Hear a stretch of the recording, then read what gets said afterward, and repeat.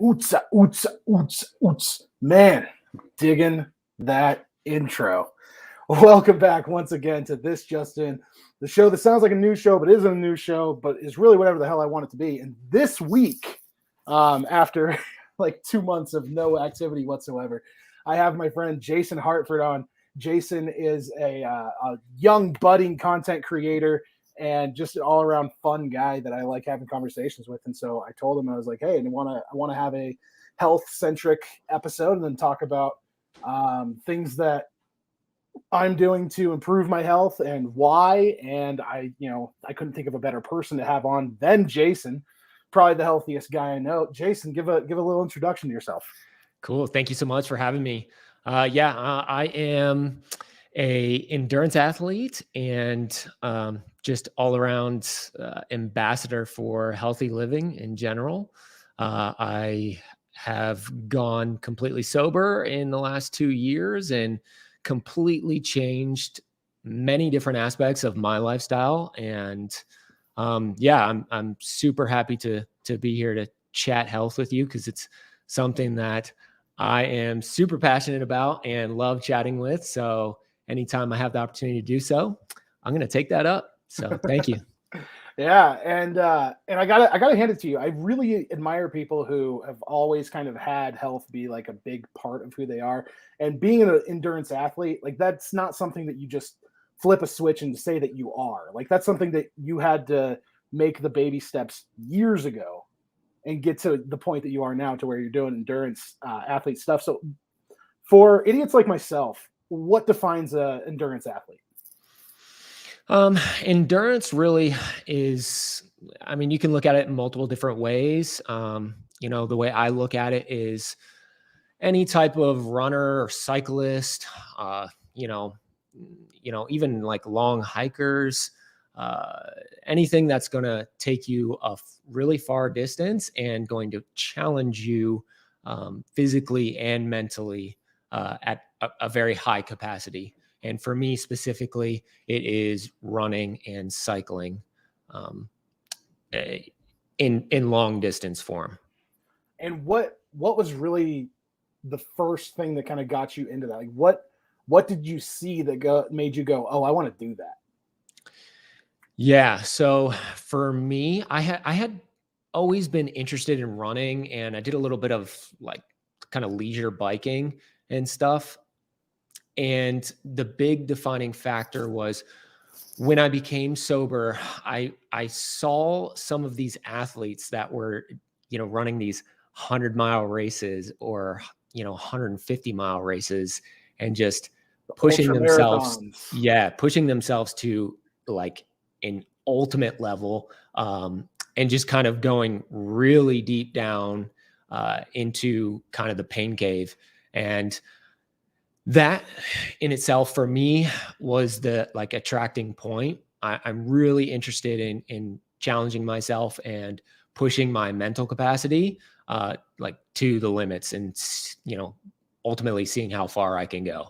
So that was like the big kind of attractor for me, seeing these, athletes, men and women, just going really, really deep to complete these races. I thought that was just unbelievable. Yeah, and they really do have to dig deep. And we're both in Colorado. You're a newer Colorado transplant. I've been here for a little while, but I don't know if you know this, but one of the like most accomplished endurance runners is from Boulder, Courtney Dewalter. Yep. She is a fascinating individual, and just 200-mile races that she would enter, and just she's got a great story. And this is the first of many callbacks to the Joe Rogan experience. Later on in the show, I'm going to talk about my stack of supplements, and it's going to literally sound like a Joe Rogan ad read, word for word, because I love it. It just so happens that he gives the advice on the best products. So yeah, I mean, at the end of the day, whatever works. Yeah. But yeah, that's super cool. I did not have anything nearly as quote unquote spiritual, because the way that you explained it, it was very, it was eye opening. It was, oh, I want to be able to do that. It was stuff like that. Mine was back in the beginning of 2020, before the world fell apart. I was diagnosed with diabetes. And so I was like, well, this is unfortunate. It was one of those things that I have never listened to my body in any aspect, really. What makes me feel good, what makes me not feel good. I used to be a super big drinker. I'm not 100% sober. I'm not gonna like tout like I am, but I'm not gonna lie. The sober life does entice me a lot. Yeah. But it was getting that diagnosis. I was just below 400 pounds. Um, I was feeling bad all the time. That's why I finally was like, I need to go to the doctor. I'm going to go to the doctor and Right. get a good checkup and see where I'm at. And within a day, I got my lab results back, and luckily that's like the only thing that I had that wasn't great. Everything, my cholesterol was pretty good. All my other levels were good, but that diabetes number was not good. It was very bad. It was past the range of pre-diabetes into full-blown diabetes. Right. And like I knew I had to take action, and that was when I had started an online friendship with a personal trainer and sober coach that's out here in Colorado. His name's Justin Dinkle. If you guys are out in the northern Denver area, I highly advise him. He will be a guest on the show one day.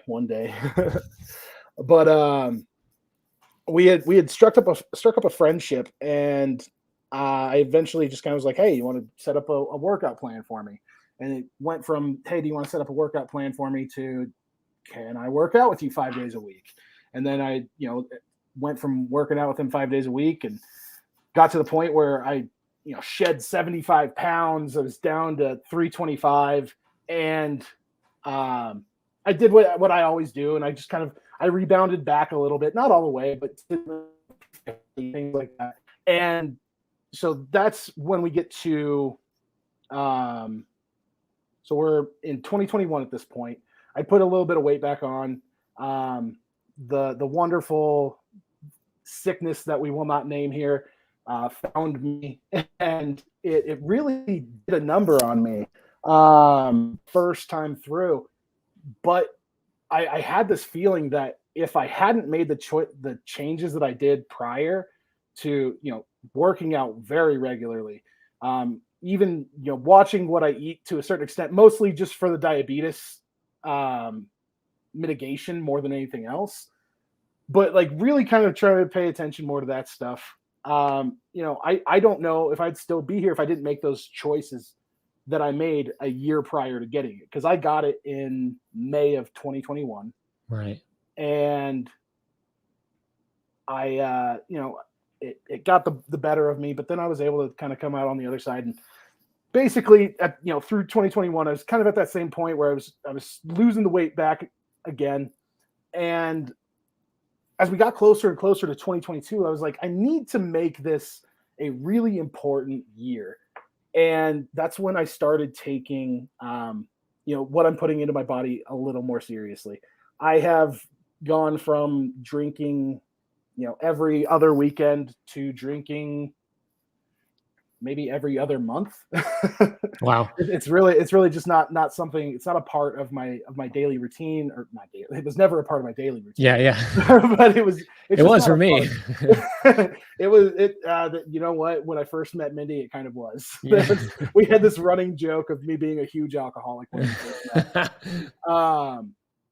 But as I was getting into 2022, I was like, what I'm doing is clearly not enough, because I'm allowing myself to slide back into, I would every now and then still get a couple candy bars. And when I say a couple candy bars, I don't mean like small candy bars. I mean, I'm getting like 3 king size candy bars, and I'm going to eat them right here in this office of shame, because I don't want my wife knowing that's right. what I'm doing. And that's how it all started. Like that's how I got to the point that I was, where I was over 400 or almost 400 pounds. And it was so,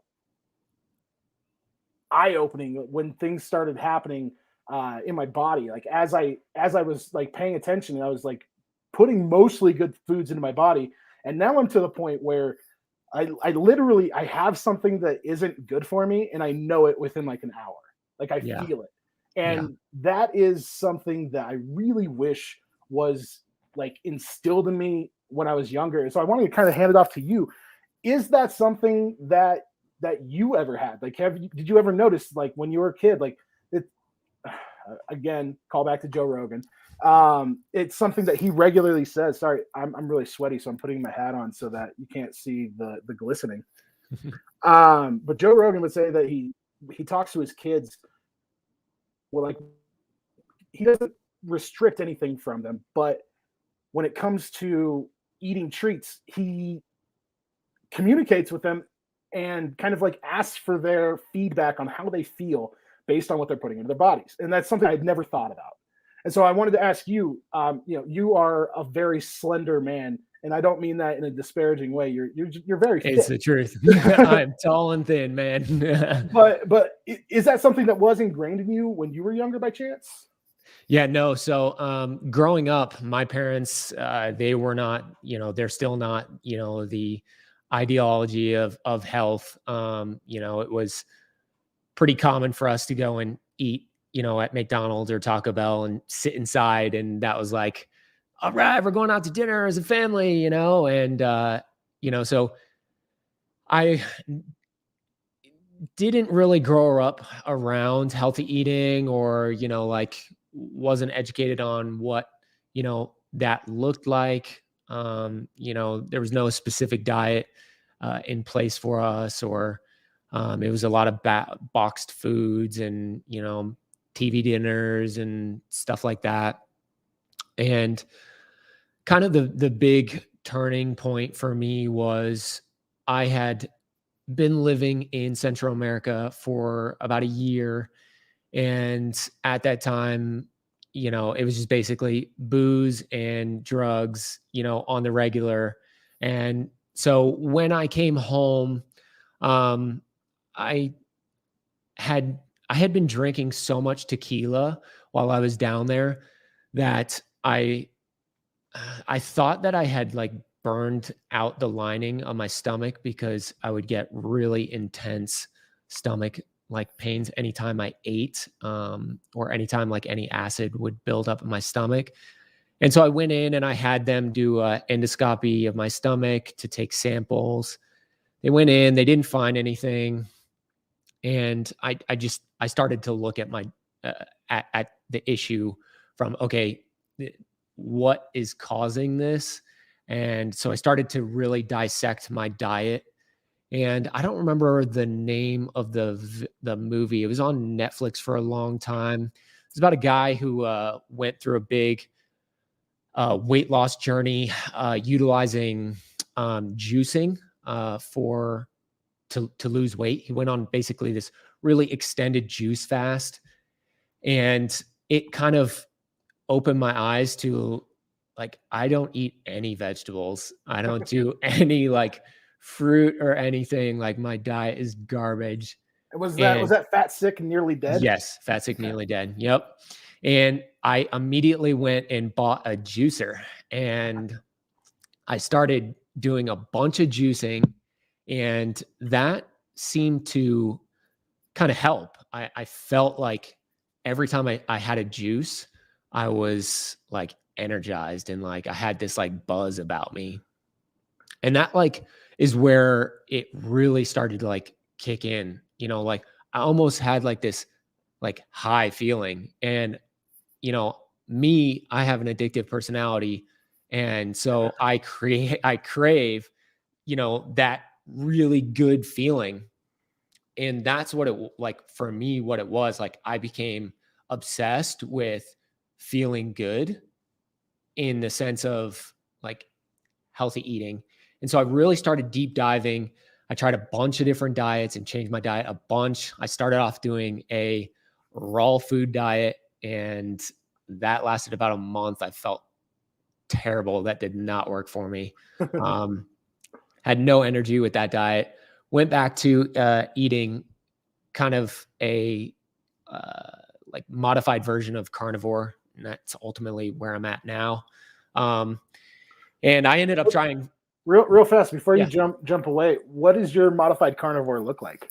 I'm just curious.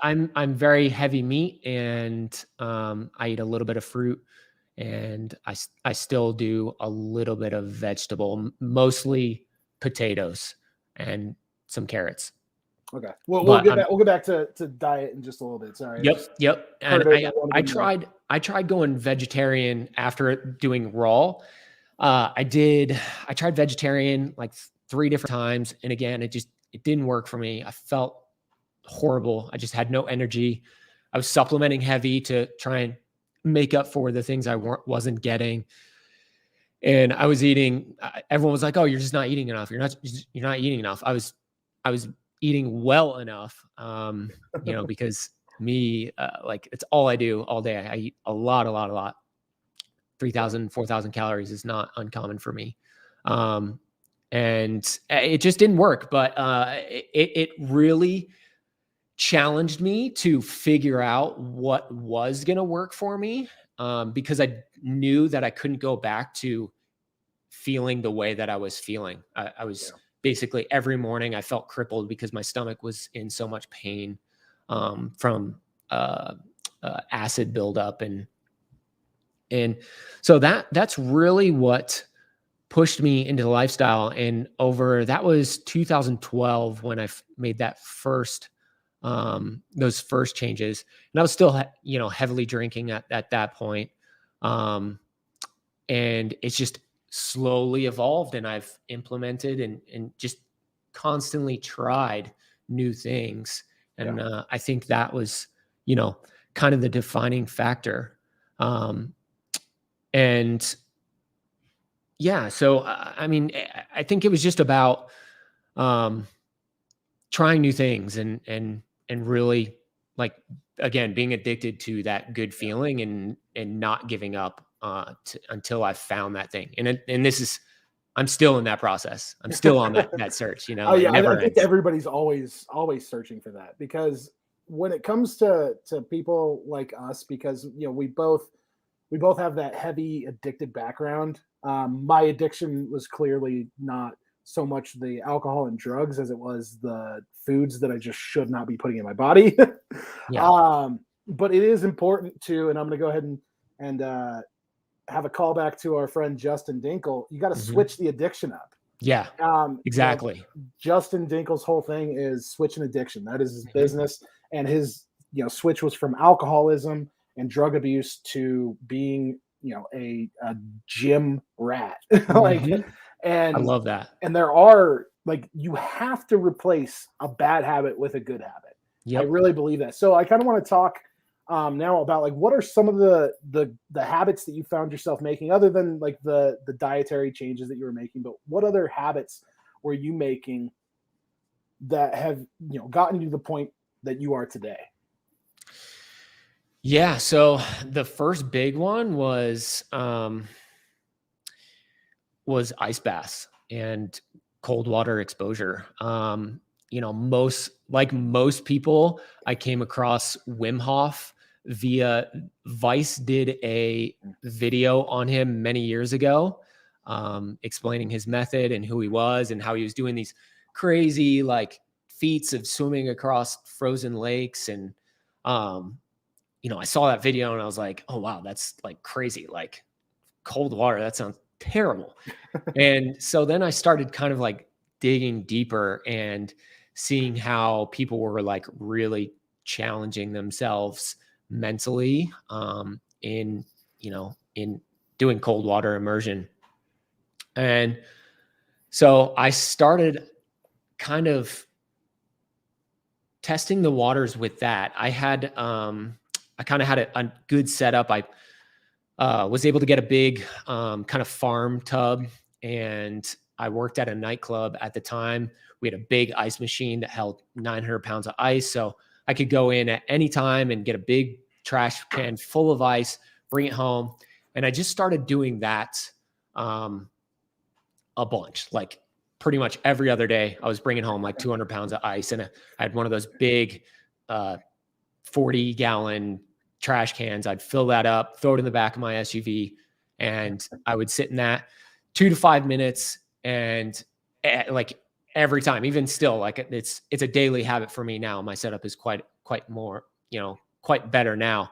And it's one of those things where you get in the water and it is a deep shock to the system, and you get out and you have, infinite clarity. And it just kind of steamrolled into that. Like, okay, what are some other like cool things I could do that are going to like help with my health and recovery from like running. And also too, when I was drinking a lot, I was getting hangovers a lot. So like, I wanted to like find things kind of balance that shift out. Yeah. And, so it was kind of the whole Wim Hof method is a lot of like breath work and like meditation that goes along with it. So that just kind of came naturally with, doing ice baths. I started, meditating regularly, and I was doing a lot of breath work. And I started looking into other things like red light therapy and, red light therapy is wild. I actually did that for the first time like a month ago. Yeah. It's actually, it's actually really cool, the benefits that you can see. And I truly believe in it. It's something I still use regularly to this day. You can get set up with a red light machine for relatively cheap. I think, like, when I say relatively cheap, I'm referring to, like, I'm thinking like a sauna costs about $4,000. Mm-hmm. Red light therapy, you're looking at about $1,800. Yeah. So you can even go further. And I set up my setup for like $120. Whoa. Yeah. So they're actually the LED panels. If you can afford that, it's amazing. I cannot afford that. Like, it's out of my budget. And, for me, back in the day, before all these LED panels came out, they would just use a bulb, it looks like a floodlight bulb. You can buy them on Amazon. I think the brand that I went with is like Luxor or something like that. And you get one of those like clip-on lamps that you would use for like a reptile cage. So I bought 3 of those clip-on lamps and 3 bulbs, and it cost me like $120, I think. And a 2x4 that I clip it on. I literally have it hanging between 2 ladders, and I just lay under it, and I do about 12 minutes on each side. Works great. One day, if I can afford that $1,800 price point, I will happily upgrade. But for my budget, that it works. It works great. Yeah. Like I notice a difference in my recovery when I spend time under the lights. And I try and do it in the morning. Also too, they just released some really cool studies. They did a study. Dr. Rhonda Patrick was recently talking about this, and Andrew Huberman talked about it. But they found that if you were sitting under red lights or exposing your eyes to red lights first thing in the morning, the participants in the study saw an increase in their eye health. I don't have specific metrics on it, but like I said, Dr. Rhonda Patrick just spoke about it, and Andrew Huberman spoke about it as well. And in the notes of this episode, I'll actually link out to that document that he's talking about. Yeah. So very cool. Like, I mean, for me, it's all about implementing these different habits that A, work for like me and my schedule, and B, like make me feel good. And, I'm willing to try anything. I saw a guy recently, he was working on nail beds. Nail beds are just like a flat piece of wood. It's got nails in it. I mean, you've seen it like freak shows back in the day, used them and stuff, but people are using them now for like to go really deep into meditation. And so, like I'm trying things like that, like to, deep in meditation. And, again, like I said, anything that I like, if people start talking about it and studies are showing that it can be beneficial, I'm not going to be afraid to try it and see how I feel and really gauge, everything that happens during that time, and decide whether or not I want to implement that into my normal schedule, my weekly schedule. Yeah, for sure. For me, when it came down to the habits, I really did kind of have to start at square one, because I had gone so long in like that sedentary lifestyle, to where like my idea of exercise was just going to work.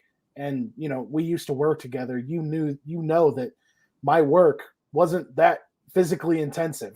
Yeah. It was literally like this. I was on a computer all day. Yep. And it just wasn't like, I had stopped going to jiu-jitsu because just timing, it just didn't work out. Yep. All these different things. Because I have gotten down to like right around 300 pounds a bunch of times. Mm-hmm. This is just the one time that it's going to stick, and I'm going to keep going below 300. Yep. But finding those habits is really important. And so for me, it was like not giving me an out. So it was literally every single Monday through Friday, I was with Justin. I was working out. Justin is, my trainer, and I just really hitting it as hard as possible.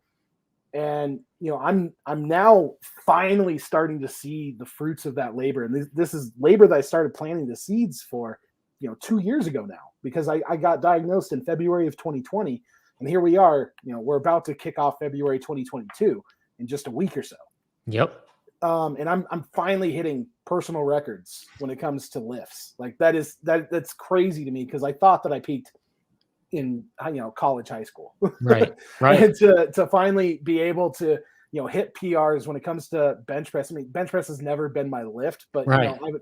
I'm hitting, I think I hit 285 the other day, which That's I'm awesome. still not hitting my body weight, but I'm Yep. hitting my body mass, my body muscle mass index or something like that. Somebody made me feel better by saying it that way, and I was like, okay, yeah, I'm gonna take that. I'm gonna use that from now on. But really setting those things, and if something came up and I wasn't able to work out, it was, I'm at least gonna walk for 30 minutes. I love and that. really focusing in on that. And I don't like giving credence to these things, but when you're at a position that I was at, having something like this that kind of helps keep you accountable is amazing. I love it. Yeah. And just, the first thing that I did is I got a Fitbit, and then I got, the Apple Watch. The Apple Watch makes it gamifies everything. So, it's funny. I started with a Fitbit as well.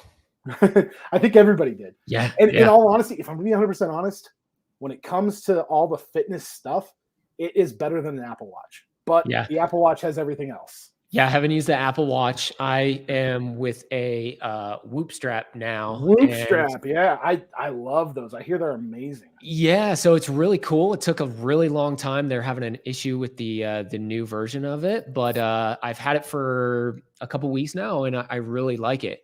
But one thing I wanted to say that I really liked was, that you didn't give yourself an out.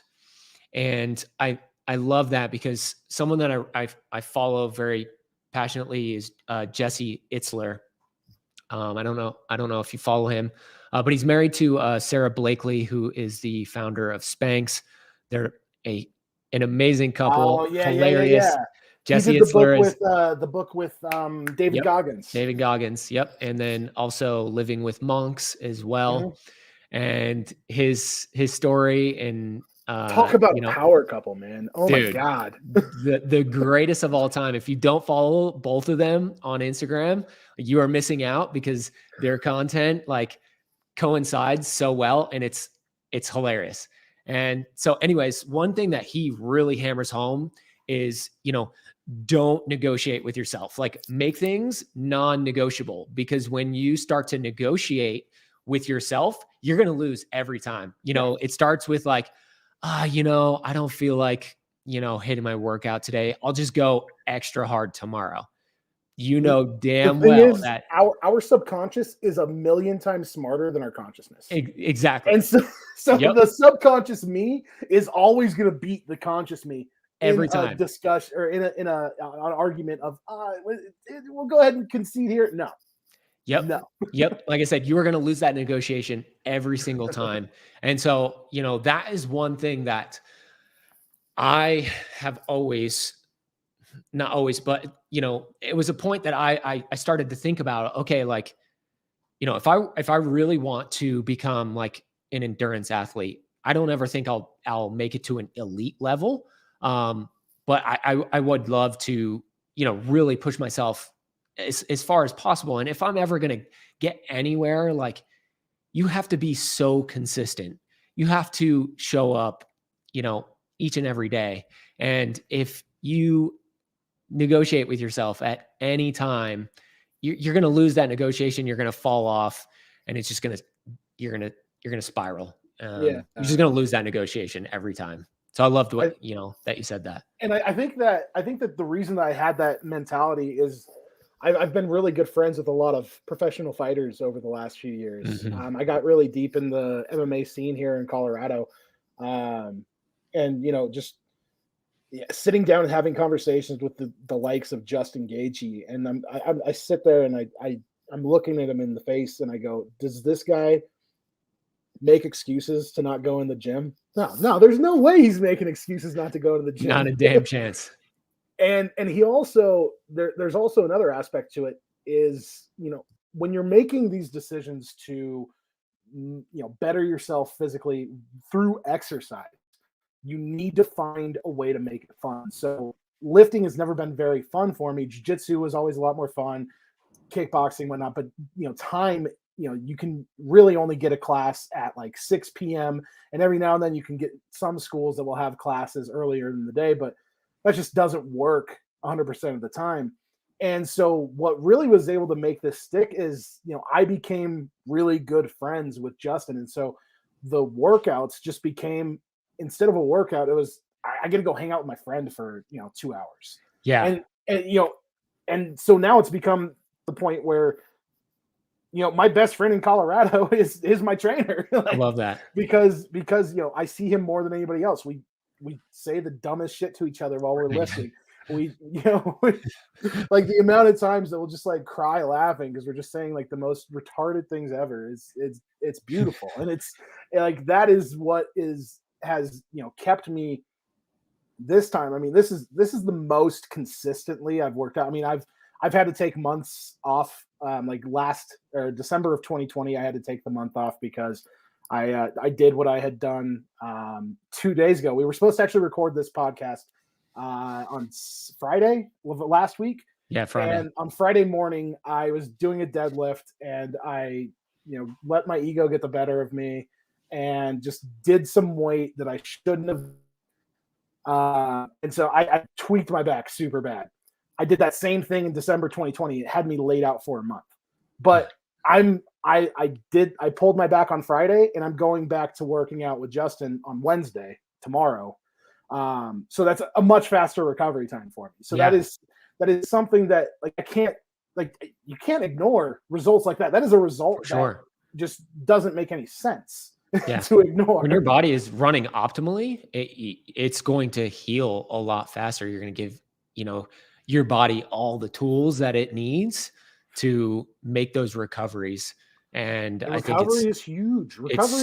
It's so important. And that's why I have made it such a big focus with, regular ice baths, red light therapy, obviously diet, nutrition and supplementing, sleep is such a huge thing, like everybody goes back and forth with this whole banter, like, oh, you can't be successful if you're sleeping 8 hours a night. And, like I was totally in that. I hate that statement. I mean, it's funny at first, but then like when you think about the potential damage that it's doing long-term, I followed it for so long. Of it. Yeah. So did I. I was like, oh, Arnold Schwarzenegger says I need to sleep less. All right, I'm going to sleep less. Yeah.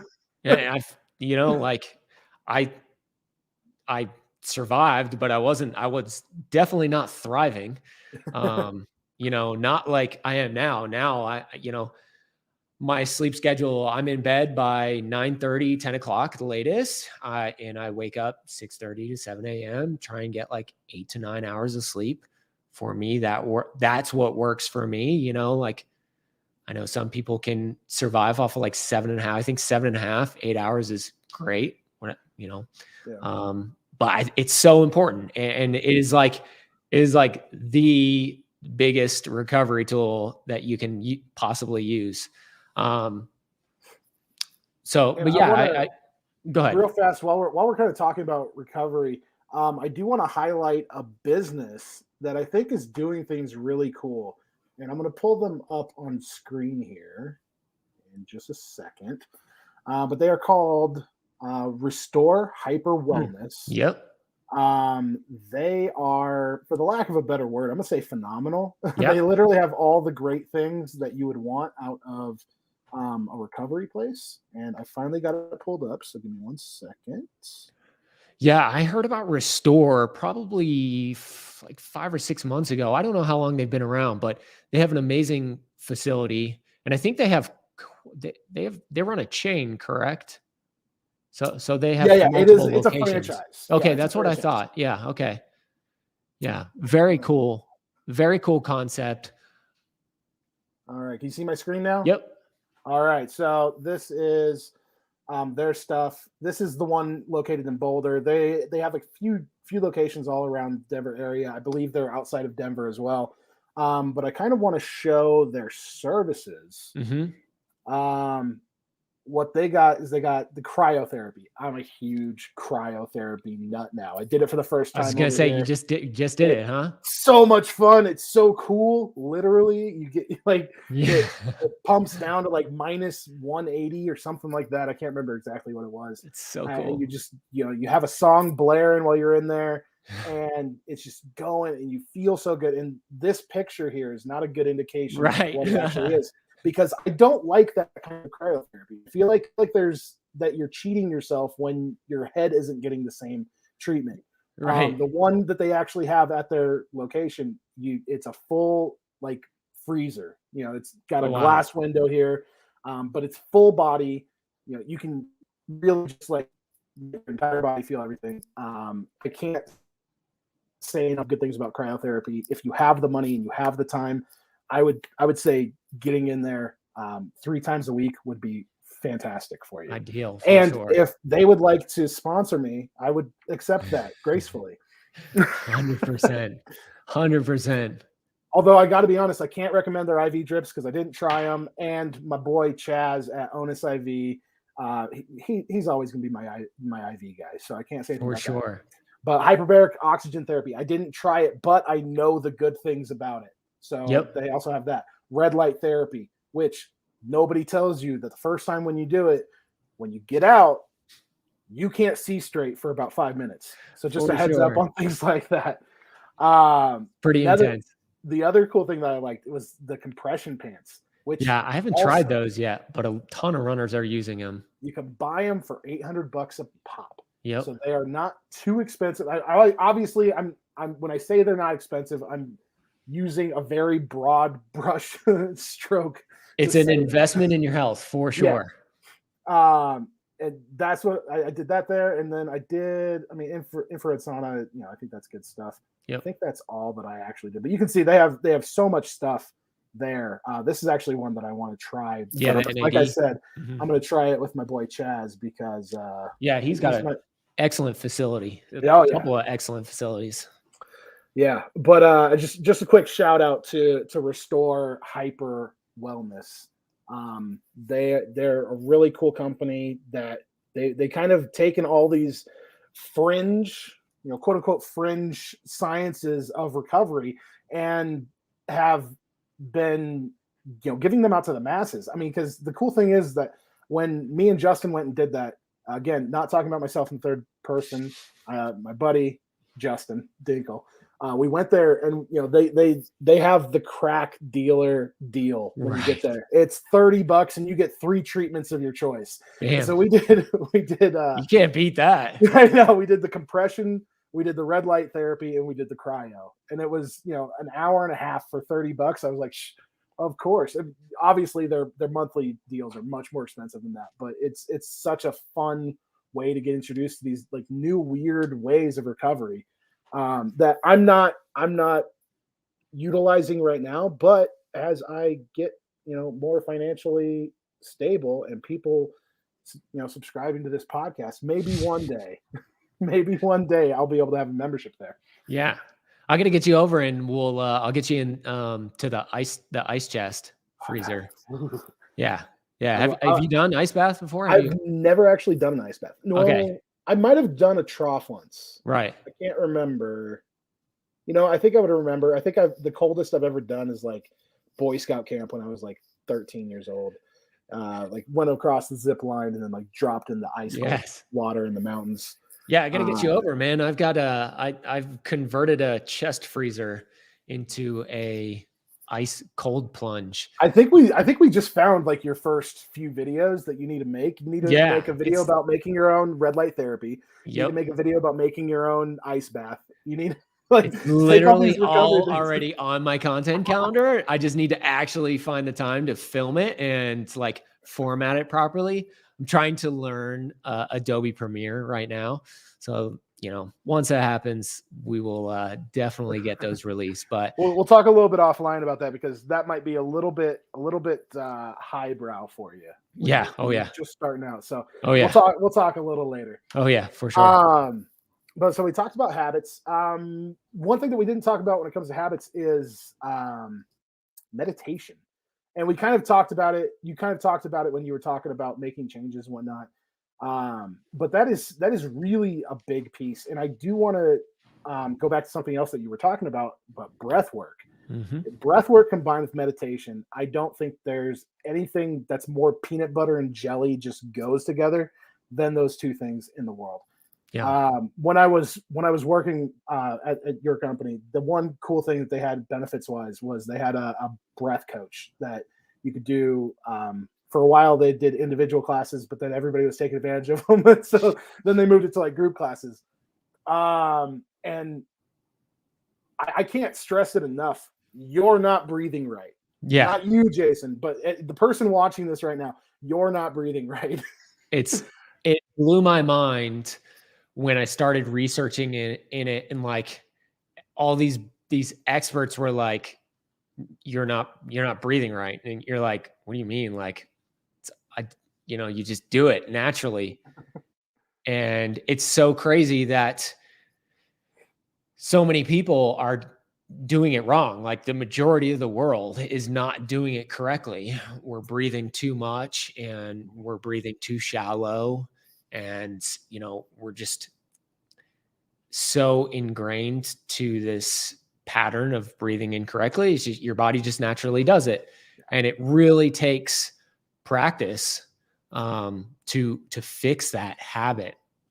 And I agree with you 100%, that meditation and breath work, they go together like peanut butter and jelly. And, and it's something that you have to practice. And you have to do it consistently. Even when right now, I've kind of fallen off my breath work practice. My girlfriend Nina and I were in a really good flow. We were doing it every single night for about a month. And, we just kind of have fallen off of that. And my metrics on my Whoop strap have shown that with, with my breathing pattern, it tracks that. And, your breaths per minute basically will begin to elevate. And I think it's like the average American breathes like 13 times per minute, and that number should be significantly lower. I think right around 7 or 8. Yeah. And yeah, it's something you just have to practice. And one thing that helped me really kind of make it fun and also like make it easier to go deep into meditation was flotation therapy. Oh, so I was just about to ask if you've combined the two. Yeah. So when I was living in Florida, I was lucky enough. There was a really awesome facility very close to my house. There's a really great guy that owned it, Ronnie. He was a pro motocross rider for many years, suffered from a ton of injuries. He was going through addiction recovery as well, and started this facility. And I started going every week, and I went every week for about 6 months. And it's really fun. And B, it makes explain to people what it is, because Okay, a lot yeah, of people, so- like when they hear flotation therapy, they Mhm. have no idea. Yeah, so flotation therapy is they have these contained pods. Basically, in the spa itself, you have separate rooms, and you go in, and it's got this big egg-shaped pod, and it's got a door, and it's filled up with about 8 inches of water. And they use a medical grade Epsom salt. They use about 800 pounds in this water, and it causes your body to float at a very high level. You become very buoyant in this water. And you go in, you close the pod door, and it's pitch black. And you float, and basically it's sensory deprivation. So it's the only time that your body doesn't have, your joints don't have pressure on you, is when you're floating. You think, even when you're laying down, your back and, all your hips and everything, your knees have pressure on them. So in the flotation tank, it is really great at, you're at zero gravity ultimately. Yeah. And so with that sensory deprivation, it allows you to go really deep into meditation very easily. And you can also add in like binaural beats music, which basically provide a wave of sound that can influence your brain to go into different states based off of what type of what sound wave that they're using, like a theta wave or an alpha wave. I don't know too much about the waves themselves, but they will influence your brain into going into different states. And so you can listen to those while you're floating. And yeah, I mean, people have experienced some very like out of body experiences. I had a few myself. It's like, the big thing that I would experience pretty much every time is when I'd get in it, I would feel like I was spinning, and not in a bad way. Like, I didn't feel like I was like spinning out of control, but I felt like I was floating and my body was just rotating inside the pod. But the pod is only, you keep expecting to feel the walls, but you don't. Yeah. I would, like, especially the first couple times I had to keep like, all right, where am I? Because I felt like I was like slowly rotating. And I had a few like very out of body experiences where I wonder if that has to do with the spinning. I wonder if the spinning has to do with like muscle imbalances. Yeah, I think maybe also to the ears, the equilibrium, your equilibrium. I think it has something to do with that, because you're floating. And so, your equilibrium is floating. I don't know. I'm not a scientist.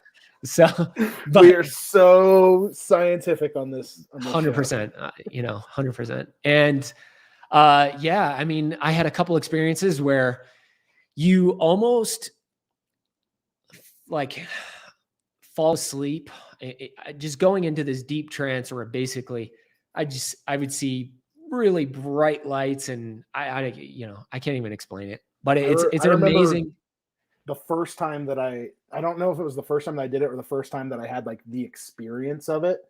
But I was in there, and I started seeing, I saw like a smoky light do this. I guess I'll do it on the camera. Hold on. There we go. It did this like right in front of my eyes. I saw that happen, and it was like a bluish gray. Right. And then it started changing into purple and green. And then I was literally floating in space. And this is no like enhancement via cannabis, mushrooms, nothing like that. It was literally just being separated from all senses. I don't do the binaural beats. I prefer the total sensory deprivation, so that there's no input whatsoever. My body has literally zero input going into it other than that feeling of floating through space. Yep. For me, I started with binaural beats, and then after a few sessions, I was doing the same thing. Yeah. But I felt that I was able to. I'm a little claustrophobic, so my first couple times, I didn't know like what to expect. I didn't have any of that uncomfort at all. Mm-hmm. But the first couple of times, I utilized the music, and then after that, I was the same exact way, just complete sensory deprivation. Unfortunately, all these shutdowns and whatnot has caused a place near us actually that went out of business very recently. Really, Healing Waters was a good one right here in Westminster, and yeah, it was. I can't say its praises enough. If you are slightly claustrophobic, just suck it up, Buttercup. Be like Jason. I'm really claustrophobic, and I didn't have any issues with it. So and I was a little nervous about it at first. I got in completely fine. The thought about it is more terrifying than actually doing it. 100%. Yeah. Because like he said, like once that door closes, like your body loses all sense of space. And I don't mean space as an outer space. I mean like spatial awareness. Like you don't have any of it. And so you don't feel like you're claustrophobic, even though like on a subconscious level, but you don't feel like you're in a coffin. Right. Yeah. You don't feel like you're sleeping like you feel like you're in Daredevil. this massive thing. And like, yeah, I would constantly the first couple of times, like put my hands out and be like, oh, wow. Like the wall's right there. Like, yeah, it's, I think, to kind of get back what we were saying, like it made meditation fun, and it made it really easy to go into these like real deep, like, out of body experiences and like real, like, they talk about stillness in meditation, and I was able to get just extremely still, where I felt like my brain was just at like, I don't know, just a flat pace.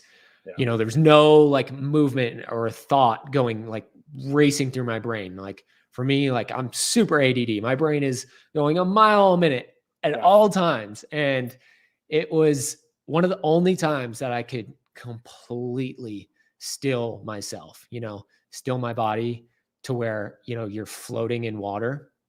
Yeah. And, you're not going anywhere. Like you're so still that there's no ripple in the water. Just, I don't know. Everything is just completely shut down, Yeah.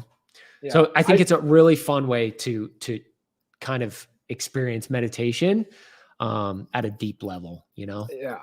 And I like that that we kind of got to this by talking about breathing. Real fast, I'm just going to share like a very, I don't want to say spiritual, but it was a very spiritual moment that I had when doing breath work. And basically I was doing breath work, Wim Hof method for, probably 25 minutes, something like that. And like I was transported. Yeah. Like, yeah, I found myself in a field, and I don't know if it's because I've watched the movie Gladiator 1,000 times, but I was in a field of wheat, and I was feeling it go through my hands, and then I'm looking around myself, and I'm literally surrounded by warriors from like different cultures over time. That's amazing. And to this day, I have no idea what it means. No idea whatsoever. Right. But I just know that when I came back out of it, I just like I had goosebumps. I had like the weirdest feeling, but it was the coolest thing ever, because it wasn't.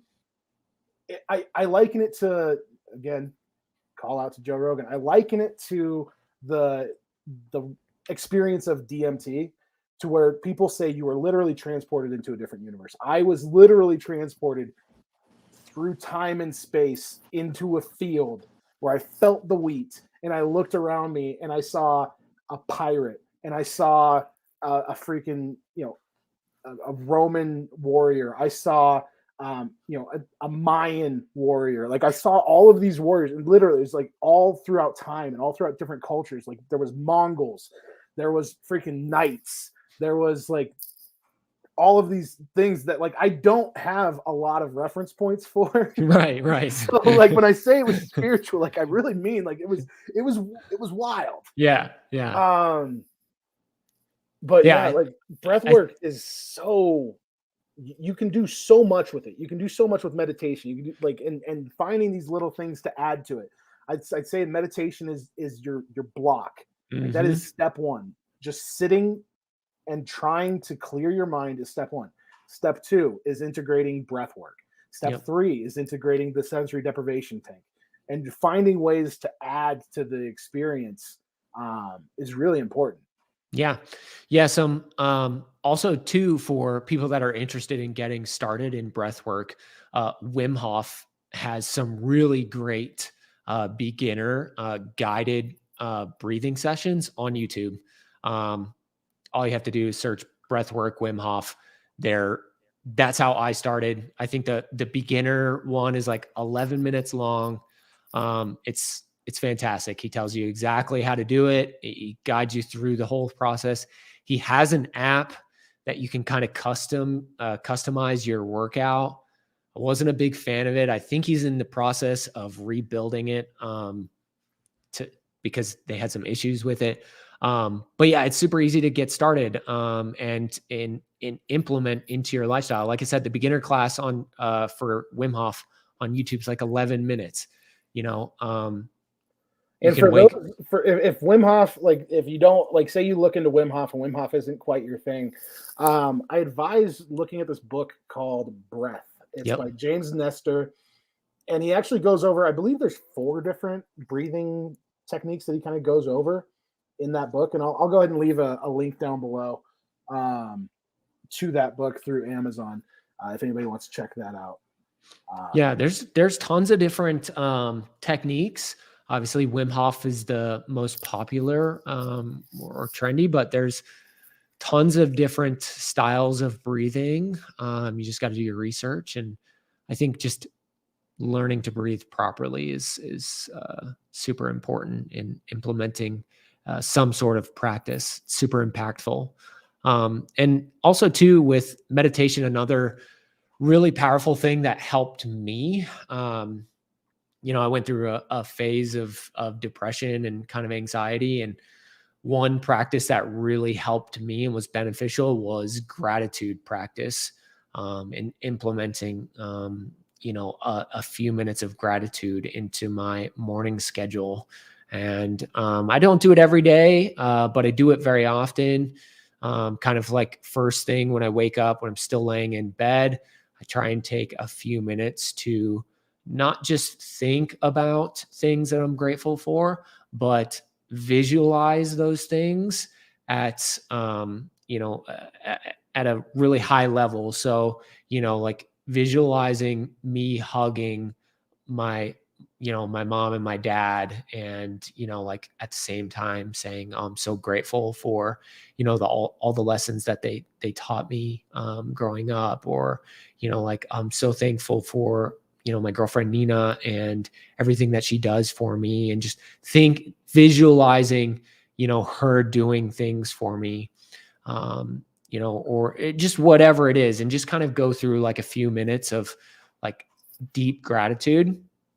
It's something that I didn't realize that I've kind of implemented in my, I'd say probably weekly night routine. Like one night a week, I will kind of do that. I'll kind of go through the feelings, and the what got me started doing that is totally random. I guess not totally random, because I think it's probably the point of the movie, but there's a movie called About Time with Domhnall Gleeson and Rachel McAdams. And it's a movie all about a guy who learns that he can travel through time, and his father had the same ability. And so it really explores the time travel. Time travel is really just a part to tell the story. Right. And the bottom line of the story is gratitude. Right. Is that when you when you are appreciating everything that's happening on a daily to you, and you're appreciating the kid going crazy, and kids going crazy, and you got to work a little bit later, but you got to spend a little bit extra time with your kid, things like that. It's very similar to the Adam Sandler movie Click as well. It's kind of the storyline of that as well. Mm-hmm. Yeah. Although I got to be honest, if I'm going off of which one is better done, I haven't seen the other one, so is fantastic. Cool. I'll have to check it out. I think that Adam Sandler has his place, but I think that Serious just isn't it. And don't get me wrong, Click is a good movie, but I didn't get the same feeling from. I didn't see the other one, so I can't compare. It's on Netflix. I advise you, and I advise anybody else to go ahead and watch that. But so we went down a rabbit hole with meditation. Very important. Breath work when you get the chance, and sensory deprivation tank after that. So one thing that I want to kind of hammer on is so obviously, like I was saying, eating has always kind of been a battle for me. So for the last 2 years, I've been going on the doctor recommended diet, which don't get me started on doctors and their terrible advice for diets. If I followed the diet that they told me to 100%, I would never get undiabetic. So take that as you will. Is it a conspiracy? I don't know. All I know is that they get a few dollars out of me every single few months for my re-upped not subscription, but prescription for pills. So I'm not saying they're trying to keep me sick, but I'm just saying that if I follow their advice 100%, I would still be sick. Yeah. So I'm now to the point where I'm really focusing on the little things that I can do to improve what I'm putting in my body. So what the number one thing, and this is one thing that I felt confirmation from by the knees over toes guy from Instagram. Mm-hmm. He was on Rogan the other day, and he said the one thing that he has done to change the way that he eats that is the most impactful is instead of having any kind of junk food at night, have some fruit. Yep. And so 2022 has been a great year for me and Mindy getting on that fruit train. Yep. And man, fruit kicks ass. Hell yeah, it does. Like so good. Have you had a pink lady apple? Those things are freaking badass. I have not, but it sounds delicious. It is. It's so delicious. So fruit at night, because so in this household, we are cannabis users. We are big believers in the medicinal effects when it comes to like sleep and things like that. But the one downside is you get a little hungry and you want to get a little munchy. For sure. Making that switch from, sometimes it was, we'd have like Reese's cups and like all the stuff that you shouldn't be having at night. And, making that switch to the fruit, it has been something that I've noticed that I am not having that grog at the beginning of the day. Now, I don't know if I can give that 100% to the fruit or if it's going to be the supplements that we're going to talk about in just a minute here. But that is one thing that, like, if I can give any advice to anybody that anybody could listen to, I know I'm still a huge motherfucker, but I am getting smaller and I do know when my body feels better. And cutting out the crap, especially at night, and swapping it out for some fruit, I can't say it enough. Like, that is such a game changer, and that's something that I want to keep going for the rest of my life. Because I'll give you an example. Last night was the first day back for me driving. I'm currently an Uber driver right now, until this podcast, takes off me to the moon. But it was the first Monday that I had that was like a good Monday of the year. I was like, yeah. And Mindy had a rough day at work, so she was like, hey, can you pick me up a milkshake? I was like, yeah, I'll pick you up a milkshake. And I was like, hey, I had a good day, I deserve something too. So I got myself a spoon bender from Good Times, and I woke up at midnight feeling like shit and did not get back to sleep until 3 o'clock. So moral of the story is junk food is exactly that. It's fucking junk. Yep. Junk. Yeah. Stay away from it. Have you guys tried intermittent fasting? Yeah, I basically intermittent fast unintentionally all the time. Mindy, she's kind of regimented. I got to eat here, here, and here. I'm like, I'm okay with OMAD. I'll do 1 meal a day and I'm good. Like I'll typically on a typical day. Now it kind of depends on days that I do like really hard lifting. I will wake up. I'll have, my first, I guess now is a good time to get this pulled up. The first thing that I get started with is, one second, sorry. There we go. Is my athletic greens. I get, it's a scoop of this this powder that has all of these vitamins, minerals, whole food source nutrients, probiotics, and aptogens that on their website, if you go to, you can literally look at how each ingredient helps you. And it has a little thing right here that shows you what it has to do, like why it's in the mix. This is a fantastic supplement line, or I guess it's not technically a line because it's just one drink. It's this stuff, you put it into this little bottle that they got here, and it's 8 ounces of water with 1 scoop of this stuff, and it is a total game changer when it comes to like a daily supplement shot, I would say, because it's 8 ounces of water. It's not a whole lot. And you're basically mainlining all of those nutrients just straight into you. Straight to the dome. Straight to the dome. And it's really amazing. The recovery aspect of it and the energy aspect to it. I can't put into words how clean it feels. It feels clean. This is one thing that, we were talking about. The reason that I kind of reached out to you was you had posted something on Instagram talking about, like, one thing was talking about caffeine intake. And I was like, you know what? They could go one step further. And instead of like telling people to stick with like the 1 cup of coffee or whatever it was, I don't remember what it was off the top of my head, but it's like, just do the caffeine when you need it. Try to find cleaner ways to supply that energy source. And athletic greens, I have got nothing bad to say. It's my favorite way to start the day so far. Before that, I was on a daily pill regimen that was actually right here. So instead of going to the website, I will show it. It's the On It Total Human. Yep. Also a really good like daily vitamin pack. They come with day and night packs. But I was doing that, but I wanted to really hit some levels and have a more clean burning energy. So that's why I opted for the athletic greens. But I'll have that in the morning. And then I'll work out it depends on the day, but anywhere from 8 a.m. to 10 a.m. I'll get in the gym and I'll put in 2 hours.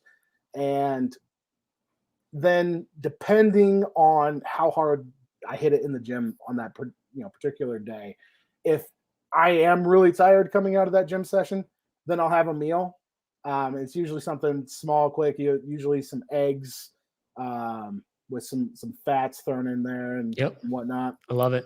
And then I'll have a meal whenever I get home, 7, 8 at night. But for the most part, I would say that it's pretty intermittent fasted until about 7 p.m. And then I'll just have my 1 meal and then jump over to my fruit as I go to bed.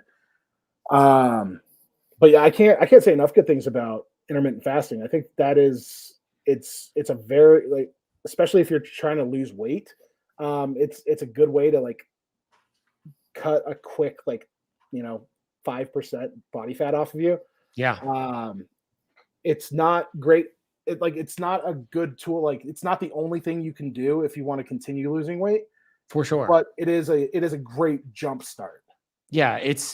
Ultimately it's a tool to put in your tool belt as part of the whole entire, deal.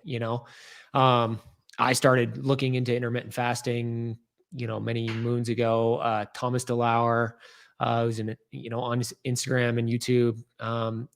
He's a doctor, talks a lot about ketogenic diet and intermittent fasting. Also, Dr. Eric Berg. They talk a lot about the science behind intermittent fasting. I won't go into that because I am not qualified to do that. You're not a doctor? Nope. But for me, it works. I love it. Helps with my quality of sleep.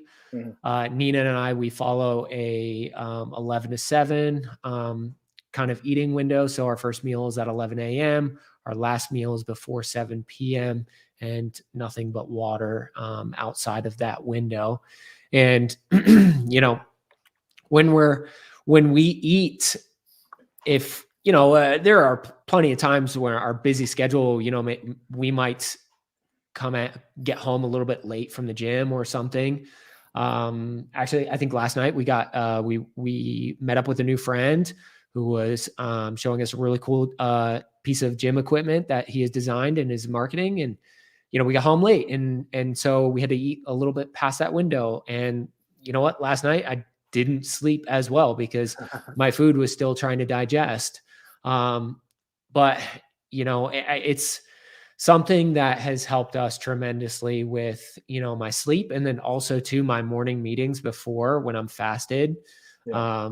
I'm very clear. Like my body's not trying to digest and spend all this energy digesting food first thing in the morning. Because most people, as soon as they wake up, they go straight to the kitchen, bowl of cereal, and your body just doesn't have that time in a fasted state. And it's been really helpful for me. I'm not on a weight loss journey. I'm a really slim guy, and I think you need to lose some weight, buddy. You need to lose, if I lose any more weight and I turn sideways, I'll probably disappear. But I don't have any issues with because I've heard a lot of like thin guys or gals say like, oh, like I don't need to lose weight, like I shouldn't follow a diet like that.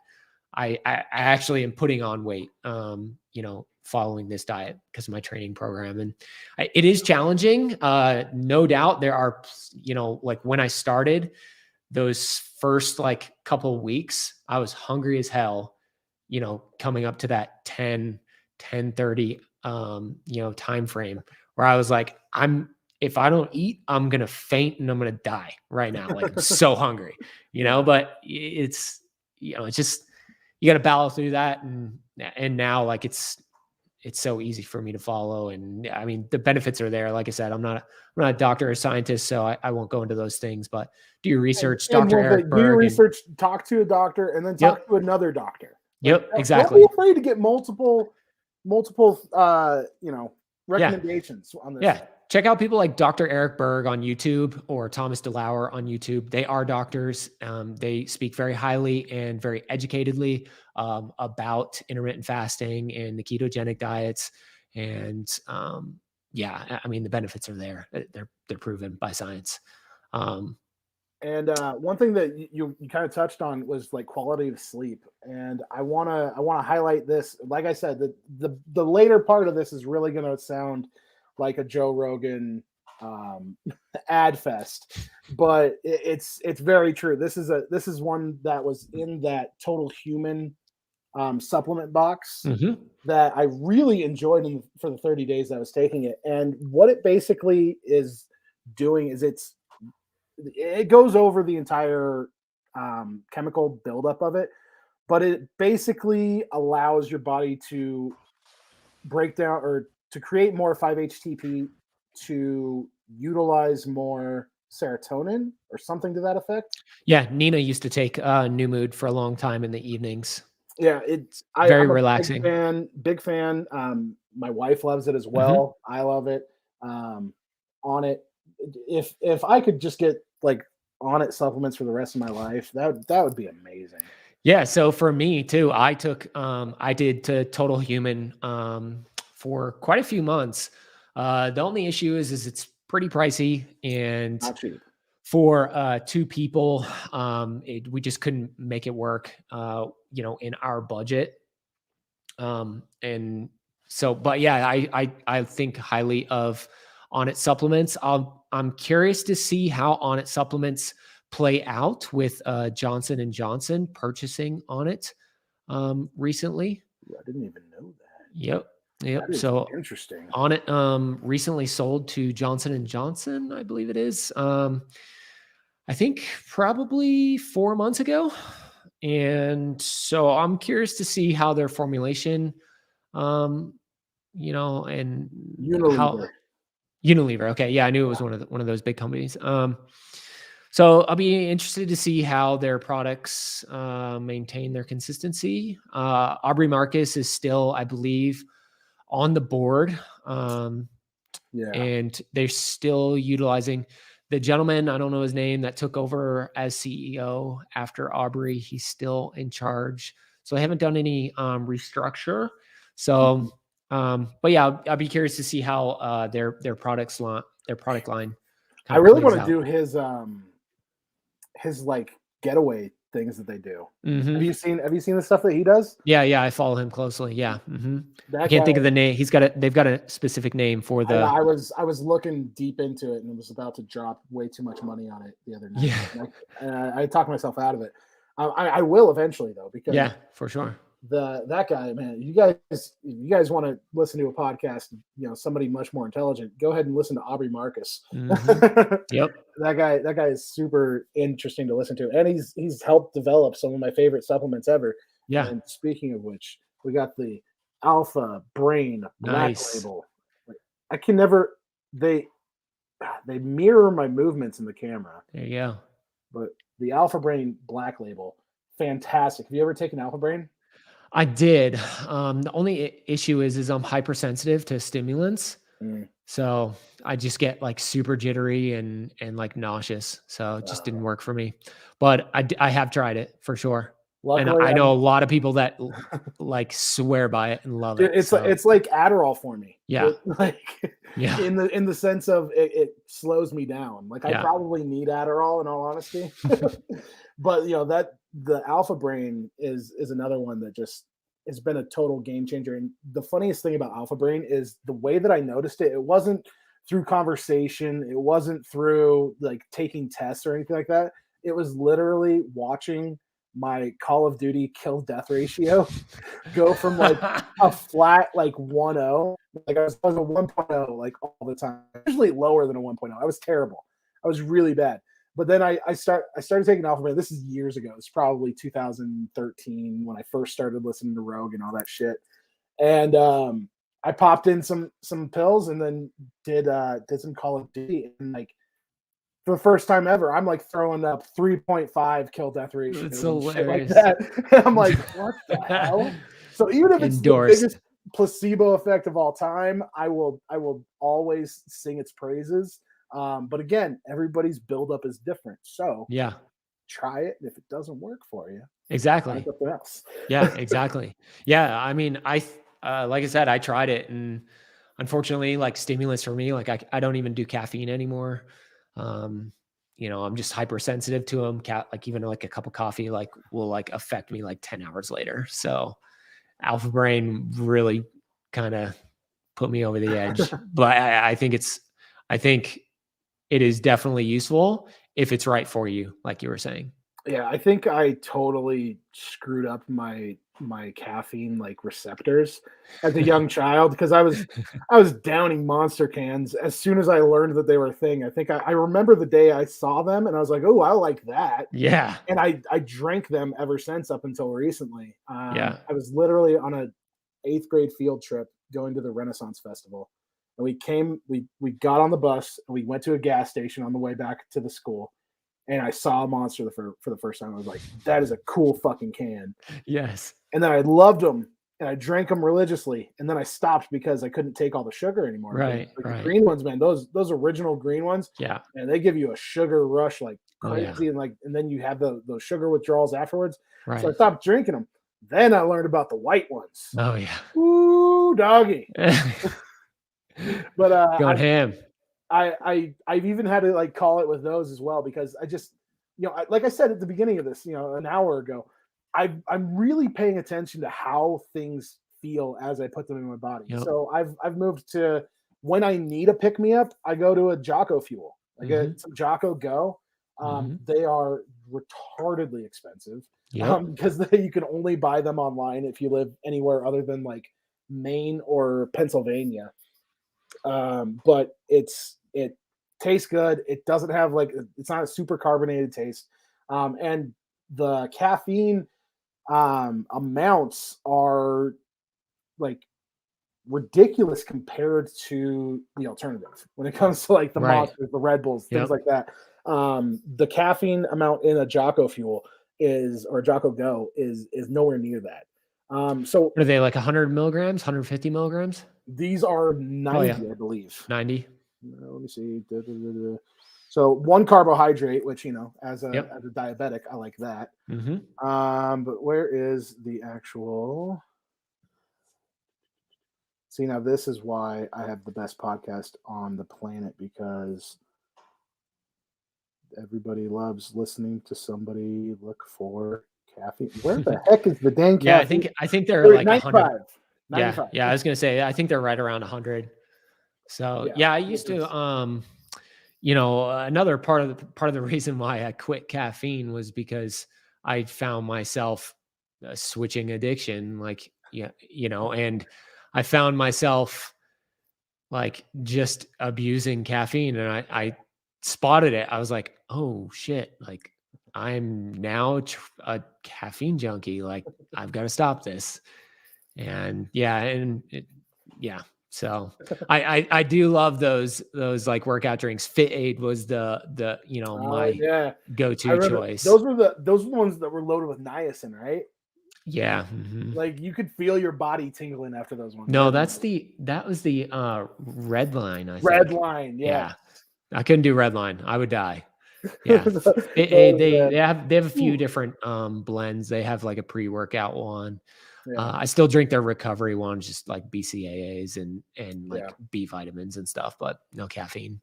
But the one thing that I kind of want to say is like whatever you're looking to look to add to your repertoire, because if you are a working individual who doesn't have a lot of time to make all their meals and eat the 4 square meals a day and making sure you're hitting all your micro and macronutrients and all that, supplementation is needed. So do yourself a little bit of help, do some research. Like I said, the Athletic Greens website, they break down every single ingredient that's in it, and it tells you why it's in it. You can take those lists and then you can cross-reference. You can see what other places say about those ingredients. Same thing with these not these particular, but I also do they also have a pre-workout that I'll take every now and then. That is, I did my research. I looked at each individual ingredient and I looked at the positives and the negatives, and I looked at that compared to a jar of pre-workout that I knew was bad. Yep. And I literally looked and I could see, oh, this Jocko Discipline doesn't have these ingredients that this other one that I know is bullcrap has. Yep. So that then bolstered some more confidence in the product for me. And so doing that and going through, all the, there's so many options. There's with the supplements right now, it is so easy. There's no really there's nobody monitoring this, and it's so easy to create supplements nowadays. There are so many garbage products on the market right now. And, you got to do your research. And the Instagram lifestyle has been so bad for that aspect, is that everybody wants a product they can sell online, and they're not putting the same amount of work into making those products. On it, up until their acquisition, I didn't know about that. But prior, on all of their things, it talks about their double-blind placebo test that they've ran at I believe it's not MIT, but it's in Boston, by the Massachusetts. Crap, I can't remember, but they've done double-blind placebo tests. They really have, like, all their places are very thoroughly inspected, because these companies, the less that you pay for the manufacturing of your product, the more likely that you're going to have things that are going to make it into your supplements that you don't want to be there. That is such a bad thing. for all you know, some of these times you could be getting fentanyl in your Yep. pills. Like that is an actual thing that is happening. And Yep. so doing your research, making sure to buy from companies that are having these independently tested is Yep. important. So a company that I swear by, I have been following for a very long time, Bear Performance Nutrition. I'm wearing their t-shirt. Nick Bear, he grew this business from the ground up. They are extremely transparent about their products. All of their products are third-party tested for banned substances. Even they're the first protein supplement to go through this this testing as well. And they provide a very high quality product at a very good price. I use, for me, I also use a greens powder. And so I use Bear Performance, their super greens powder. It's called Strong Greens. They have a reds powder as well. And it's strong reds. So 1 scoop of strong greens, 1 scoop of strong reds in the morning. I also use their strong multivitamin and their strong joint supplement. They're getting ready to next month release a strong omega, which will be their omega-3 supplement. So I'll be utilizing that. I just use a high quality krill oil off of Amazon for right now until they release that product. And then for me also, I use a high quality CBD THC formula, and then a vitamin D supplement as well. But again, another, I think I would still be utilizing Onnit products if they weren't so expensive. Yeah. I'm still a little skeptical now of the whole buyout. But BPN is a company that I've been following for a long time. Some of their like their health, their strong line, they call it, with the strong red, strong greens, the strong multi. These are newer within the last, I would say, 3 years. And, like I said, they're super transparent. You can follow Nick Bear on Instagram. He's an endurance athlete as well. Super fit, super strong dude. Super transparent about his business and what's going on there. Their core values and everything that they do are like A+. Like I can't say enough about their products. And I swear by them. That's what I take every day now for probably the last year or so. And links to that are going to be in the description and in the podcast notes for everybody. Yep. Definitely check them out. Because again, I love the green powders. I think the green powder is such a great way to get that, shot of nutrient dense liquid right in your gut, like first thing in the morning. Yeah, you can't beat it. And treat your guts right. Like get some gut health. Like that's another thing. Like gut health is so important. It affects your depression levels. It affects your sleep patterns. It affects energy, your daily energy. It affects just everything. Take care of your gut. Yep. It is something that is not talked about when we were kids at all. It is probably not talked about to the kids that are kids now. Yep. But like this is something that everybody needs to know about. Is take care of your gut. Your gut health is probably if there was one thing that, like, say I couldn't work out anymore and I could only take one supplement for the rest of my life, I would take something like whatever is the best thing for it would be a greens powder. Yeah. Like athletic greens or strong athletic greens. Onnit also has their total gut health. Yep. Which I took. It wasn't for me, but Mindy's taking it now and she swears by it. Yeah, so, I have a box of it in my cabinet. I took it for a while too. It's just like one of those things that we were talking about before. Like some things aren't going to work for you. Find something that does. Just because A doesn't work for you doesn't mean that B isn't going to work for you. Yeah. So for the total gut health for me, what I use it for is if I eat like a massive meal where I overeat and I like feel uncomfortable, I take a packet of that and it helps with the digestion of that food. I bet it's probably really good for people who aren't doing like OMAD or intermittent fasting, because I feel like people that are doing that, like me and you, there's not a whole lot of digestion that's going on, but Right. we still need that help along with the green powders. So Yep. I think that's probably why the total gut health wasn't the end all be all for me. But I Mindy still swears by it, and Yeah. you're saying that you've had a good experience for certain things with it, Yep. and that's what it comes down to. Is health is never going to be a one size fits all for anybody. Is I can't like do this. probably the same most thing that important you're thing doing. we've said all night.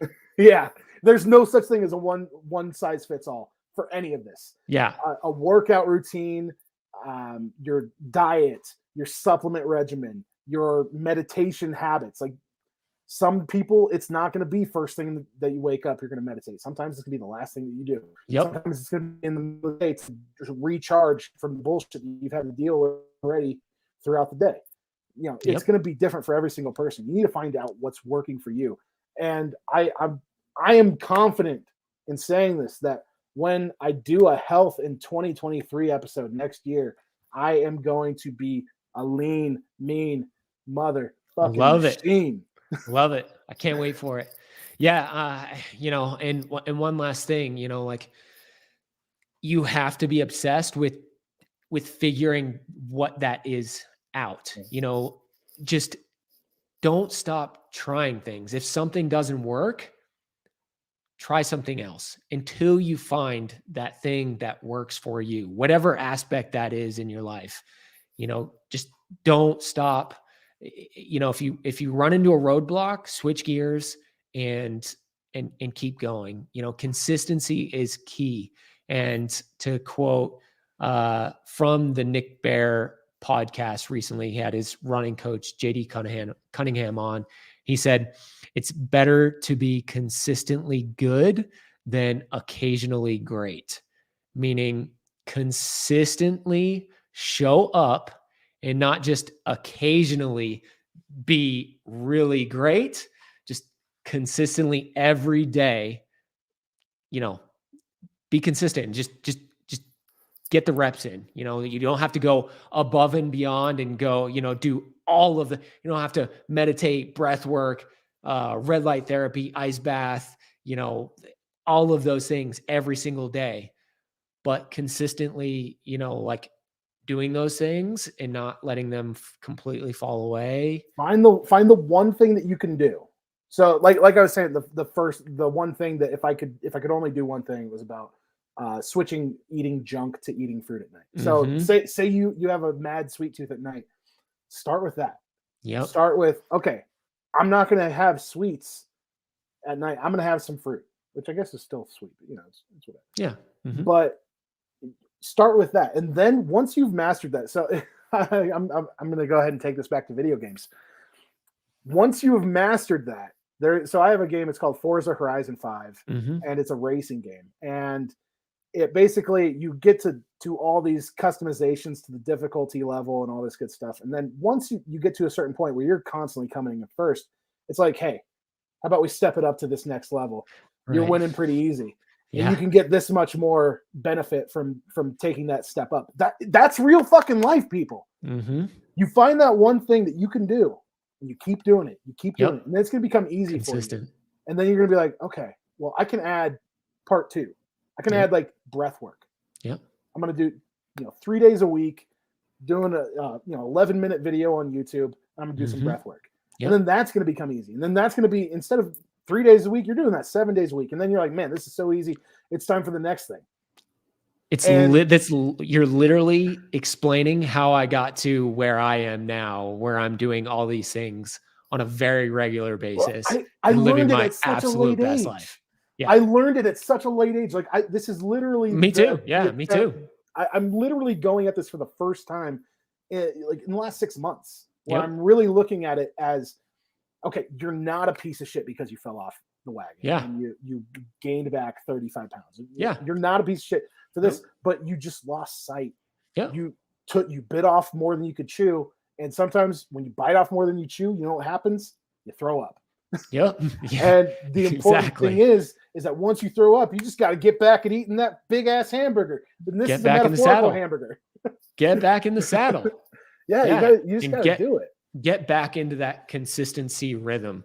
like if you miss a workout one day, it's not the end of the world, like you just gotta have the mental strength to say, to go back, jump back into that habit the next day. So what happens is when you skip multiple days and you fall out of that consistency, it just all falls to shit, It should have been the habit podcast, not the health podcast. Yeah. That's the big thing for me is like, creating healthy habits. There's a book that I'm wanting to read. Something about habits. It's a very popular, trendy book. I saw a, the 7 habits of successful people. Oh damn it. I can't think of the name of it. But it's all about Atomic Habits. Okay. I haven't read the book yet. I've watched a very in-depth video on it, and it talks about how, these building up these little habits over time will put you in a totally different direction than it had you not, just implemented these small little healthy habits. I think what you said is just, start small, start with one little thing, whether it's like 10-minute walk every day. I'm going to take a 10-minute walk every day. And then maybe after your first week, I'm going to take 2 10-minute walks, one in the morning, one at night, then 3 weeks later. All right. After every meal, I'm going to do a 10-minute walk. And, just adding little things on instead of, because most people are like, I'm going to completely change my life and I'm going to change my diet. I'm going to start working out every day. I'm going to, cold showers every day, read books. They last like 3 days and then it's done. Cause it's like, it's overload. It's like sensory overload. And, your body and brain just can't process that much change at a time.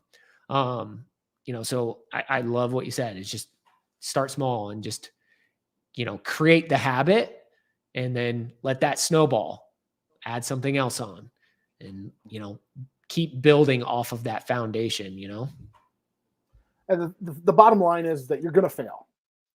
Like life is failure. Repeated failure over and over again. But it's, not to sound like Rocky, but it's not about how hard you can punch. It's about how hard you can get punched and keep moving forward. That's the important piece. And that's really where, for the first time in my life, I really feel like I have the total control. And, it only took me 32 years to learn that I had that. Yeah. So if I can just get this out to one person, it's never too late. It's not. It's really not. I feel younger than I did 3 years ago. Yeah. 4 years ago. 5 years ago. Like right. I am so much more in tune with my body. I like I said, I've never had that mental connection to what I was putting into my body and how it made me feel. And now I do. And that's a total game changer. If I can impress one thing on the people, it's think about how you feel after you're putting in whatever you're putting in, whether it's good food, bad food, indifferent. Just think about it like 30 minutes after you've eaten, be like, how do I feel? Do I like how I feel? Do I want to continue doing this? Like, because if it's a good thing and you feel great and you want to keep doing it, that's awesome. Become obsessed with that, chasing after that feeling.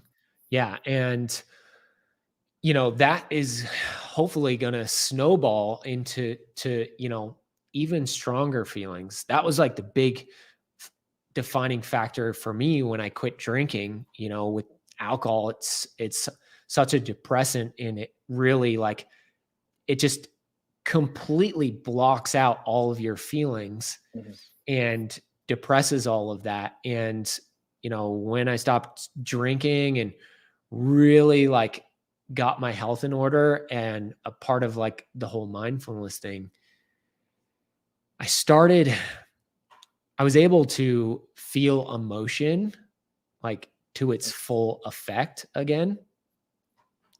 And, yeah, like that meant my bad days were really strong. Like I felt that like anger or sadness at a very high level, but those really strong, like happy feelings, I also felt at a very high level that I had not felt in a long time.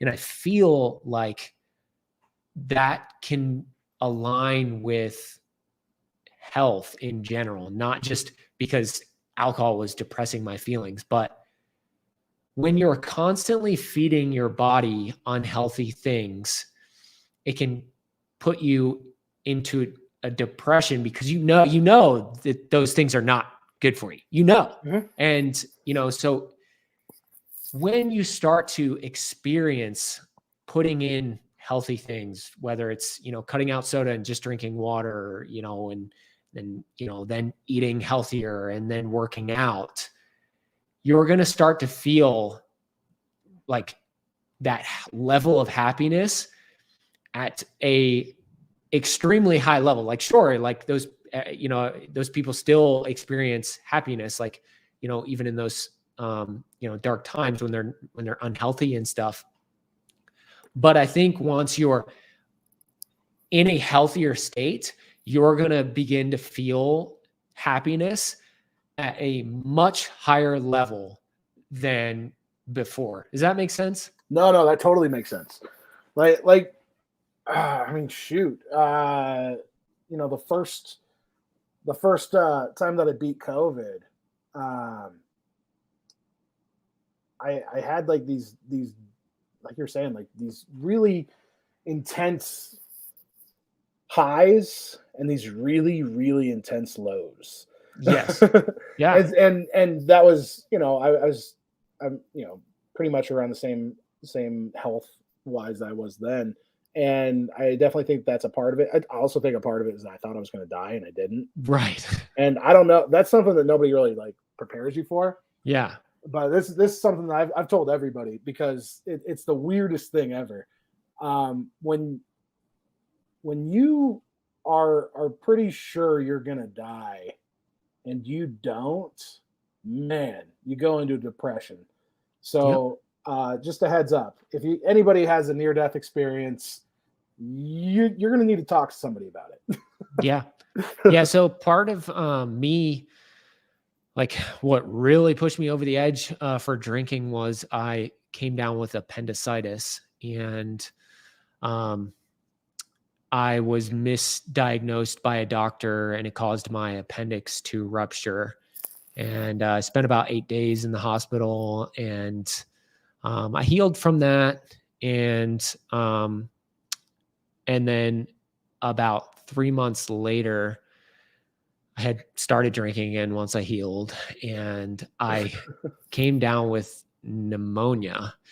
Now, this was a few months before the whole and big thing that's going on now kind of came about. Yeah. But I had very consistent symptoms of that sickness. But I came down with a deep lung pneumonia that lasted about 3 weeks, and I thought for sure I didn't have health insurance through all this, so for that I was basically just being I was seen by a like a little mini clinic, and they basically gave me just like a generic antibiotic. Didn't really do the trick. And so I spent like basically it took me out for almost a month. I was out of work for almost a month. And yeah, like I thought for sure I was not going to make it. I thought I was going to die. And it was exactly like you said, like that was like, I just remember me talking like, okay, if I survive this, alcohol is for sure the reason why this happened, because I at the time I was just drinking a lot and I wasn't sleeping. I'd sleep like 3-4 hours, wake up, go to work all day, working well into the evening. I was working at a nightclub. I was running a nightclub. So, just being around alcohol. You get off, you go hang out at your friend's bar and you have beers and shots, and, you know, you do it all over again. Get 3-4 hours of sleep, wake up. And, you know, I just remember like that, exactly what you're like, so thankful and just so happy that I made it through, and just so intense. But yeah, man, I haven't really talked to anybody about the like weird like swells of emotion. yeah. But like me and Mindy both, like we'd be watching like the most, like I specifically remember watching. There's a zoo show on Disney Plus, and it's about a zoo in Columbus, Ohio, I think.